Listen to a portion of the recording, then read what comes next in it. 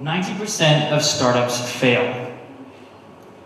This is a statistic that you've probably heard before, and it's the reason why the City of Helsinki has asked us to find ways to increase the amount of design used in early stage startups. Why design? Because design is a holistic, human-centered approach to solving problems. Not just stylistic problems, but problems of all nature and size.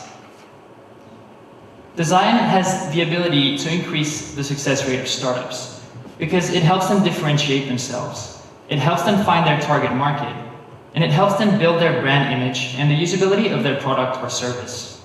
Our team conducted some research in order to find out how design is used and perceived in Helsinki and elsewhere.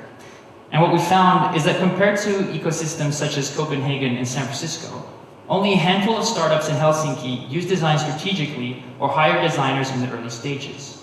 Now let me illustrate why with some personas. This is Emery.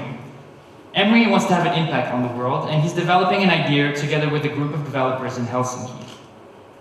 He's heard the success stories of so-called design-driven startups around the world, but he doesn't know really what design is and thinks of it as something expensive. He doesn't know how it can increase his chances of success, and he doesn't know how to go about making his startup more design-driven. Now meet Suvi. Suvi's a designer.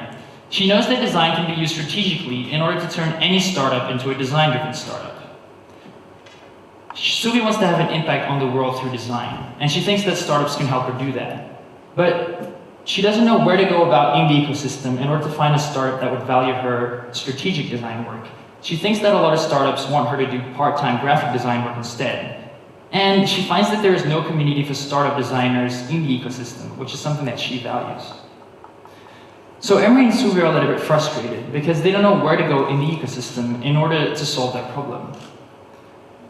This is why we suggest the development of the Startup Design Center.